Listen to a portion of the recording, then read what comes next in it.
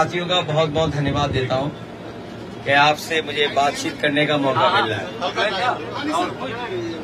देश बदलाव चाहता है। भारतीय जनता पार्टी के लोग संविधान को बदलना चाहते हैं। जनता इस बार भारतीय जनता पार्टी को बदल देगी।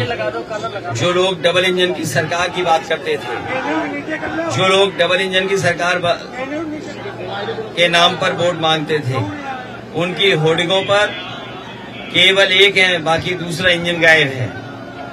तो जब एक गायब है तो जब वोट पड़ेगा तो दूसरे भी गायब हो जाएंगे। महंगाई इन्होंने बढ़ाई है, बेरोजगारी बढ़ाई, किसान की आय दोगुनी नहीं हुई, पेपर लीक हुए हैं, ना मां गंगा साफ हुई, ना स्वच्छ भारत में कूड़ा हटा है। उत्तर प्रदेश को पीछे तो किया ही किया है, लेकिन देश में भी कोई खास विकास दिखाई नहीं दे रहा है। और खासकर उत्तर प्रदेश को सबसे ज्यादा भेदभाव का सामना करना पड़ा। जो लोग 2014 में आए थे वो 2024 में चले जाएंगे। जनता संविधान को बचाने के लिए, जनता लोकतंत्र को बचाने के लिए वोट डाल रही है। एक तरफ तो वो लोग हैं जो संविधान को खत्म करना चाहते हैं, दूसरी तरफ इंडिया गठबंधन के लोग हैं जो संविधान को बचाना चाहते हैं। एनडीए को पीडीए हटाने का काम करेगा।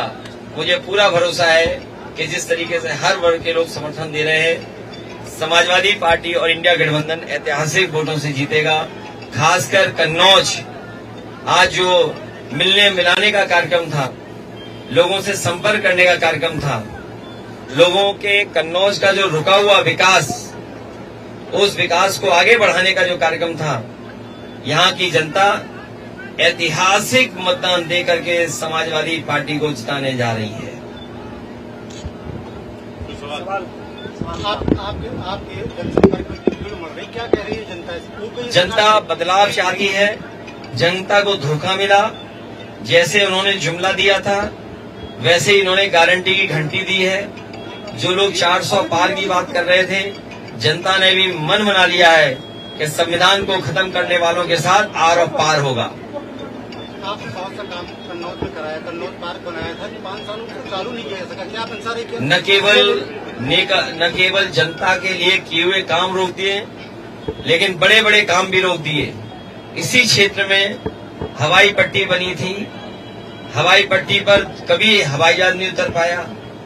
ये सड़कें जितनी बनी हुई दिखाई दे रही हैं आपको, हॉट मिक्स की और चौड़ी चौड़ी सड़कें, ये समाजवादियों की देन है। सड़कों पे चलती हुई एम्बुलेंस समाजवादियों की देन है। सड़कों पे चलती हुई 100 नंबर गाड़ी समाजवादियों की देन है।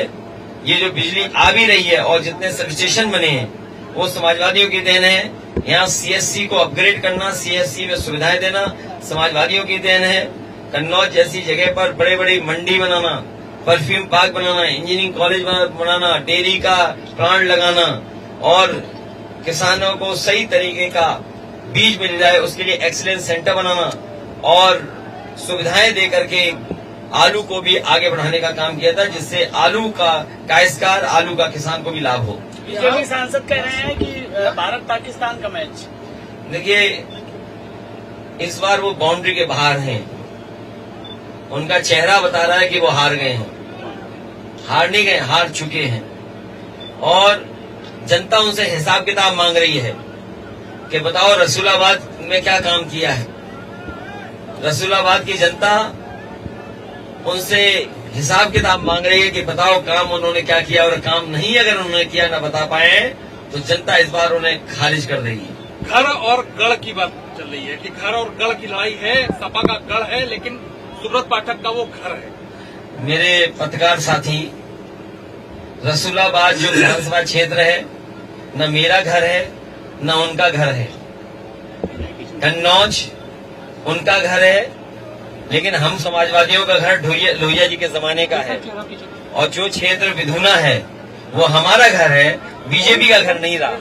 याद कीजिए, विधुना क्षेत्र और जो भरतना का क्षेत्र आया वो इटावा का है। जो इटावा का क्षेत्र और औरिया का क्षेत्र है वो हमारा घर है। तो सोचिए, यहाँ न मेरा घर है न उनका घर है। रसूलाबाद, इटावा औरिया हमारा घर रहा और फिर हमने तो कन्नौज को अपना घर माना। कन्नौज की एक एक जनता जानती है कि उन्होंने घर की तरह संभाला और संभाला।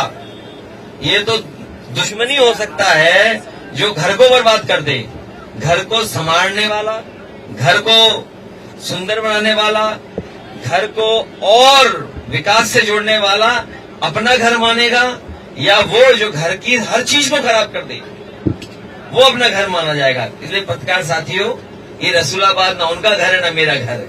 दो चरणों के मतदान के बाद क्या लहर दिखाई पड़ रही है? बीजेपी को जनता ने पलट दिया है और बीजेपी बहुत पीछे छूट गई है। सर, बीजेपी कहती है 400 पार, 145 किसको छोड़ रही है? ये 400 पार नहीं, 400 हार हैं। और इधर सुनने में आया कि अब 400 पार का नारा ही नहीं लग पा रहा है और अब संविधान और आरक्षण की बात कर रहे हैं। ये वो लोग हैं कि जो जान गए हैं कि अब जनता संविधान बचाने के लिए वोट डाल रही है। कानपुर देहात की रैली में रक्षा मंत्री राजनाथ सिंह ने कहा कि अखिलेश यादव अपने अस्तित्व के लिए लड़ रहे हैं। आपको याद होगा एक माला में गलती से उनका चेहरा आ गया था, तो चेहरे से चेहरा हटाना पड़ गया उनको। और आपके बगल में उन्हीं के समाज का एक व्यक्ति को पुलिस ने पीट पीट के मार दिया था।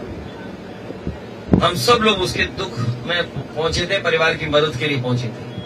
क्या बीजेपी ने जो वादे किए थे उस परिवार से कि सरकारी नौकरी देंगे, करोड़ों रुपए देंगे, क्या दिए? तो सोचो अस्तित्व किसका खतरे में है? उनका जो माला पहन रहे हैं या उनका? और हम तो ये कहेंगे कि सोचो बीजेपी के लोग सबको अपमानित करते थे। राजनाथ सिंह जी, आदरणीय राजनाथ सिंह जी कितने बड़े नेता है बीजेपी के। बीजेपी के प्राची का इतने बड़े नेता हैं जिसकी आप कल्पना नहीं कर सकते। जब वो राष्ट्रीय अध्यक्ष थे तभी वो प्रधानमंत्री बनने का नाम प्रस्तावित हुआ था और आज उन्हीं को माला में नहीं रहने दे रहे हैं। होर्डिंग से सब नेता गायब हैं।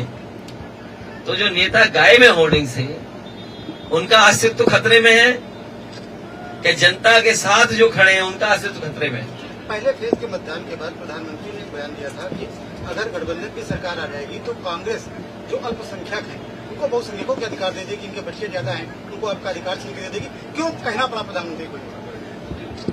ये रुझान है हार के, और पहलवान जो कुश्ती में हारने लगता है तो वो कुछ भी कर सकता है।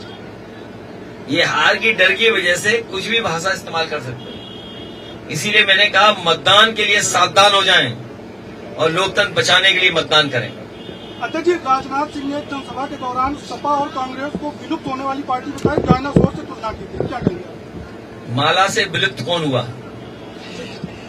आप 12 साल बाद कन्नौज के रूप में लौट रहे हैं, क्या मुद्दे होंगे? 12 साल बाद फिर जनता से अपने समर्थन में और अपने सहयोग के लिए अपील करने आया हूं। मैं कन्नौज की जनता से ये कहना चाहता हूं कि जो कन्नौज की खुशबू, जो कन्नौज की सुगंध, एक मोहब्बत की सुगंध, प्यार की सुगंध, भाईचारे का जो लगाव इस कन्नौज की जनता में है, उसको वापस लौटाने का काम करेंगे। जो सुगंध यहाँ की है वो दुनिया में फैले, उसके लिए काम करेंगे। भाजपा सांसद की अमर्यादित भाषा लगातार बिगड़ती जा रही है। वो भाषा में तो चैंपियन है।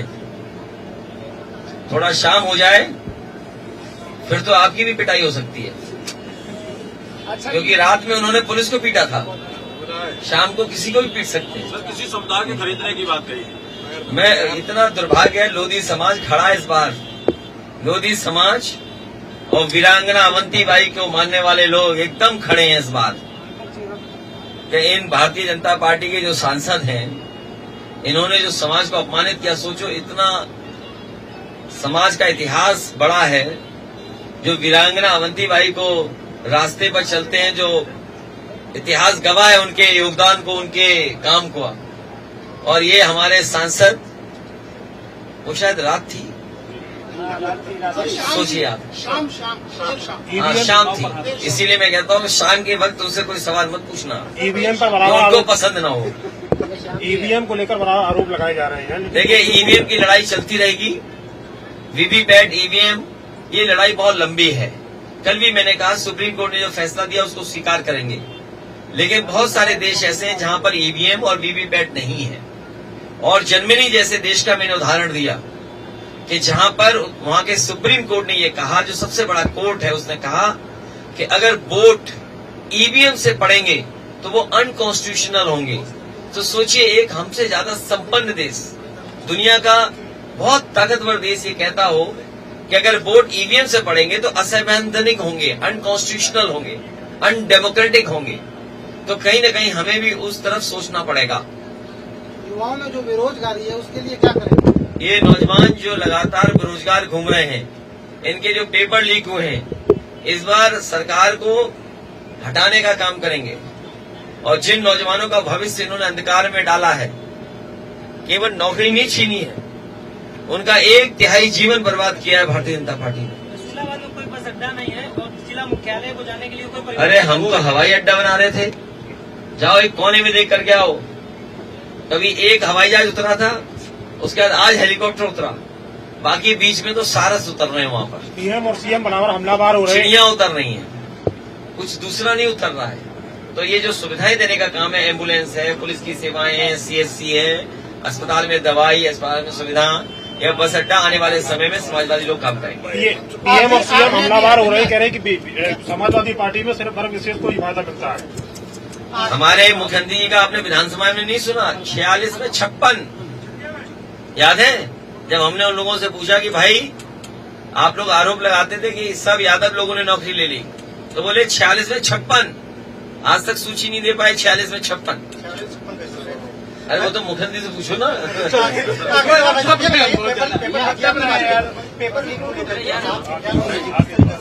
पेपर लीक का आप याद कीजिए, जब समाजवादी सरकार में भर्ती या नौकरी निकलती थी, एक भी पेपर लीक नहीं हुआ। और जब पुलिस की भर्ती की तो 10वां 12वां पास, और दौड़ के दिखा दो पुलिस में भर्ती।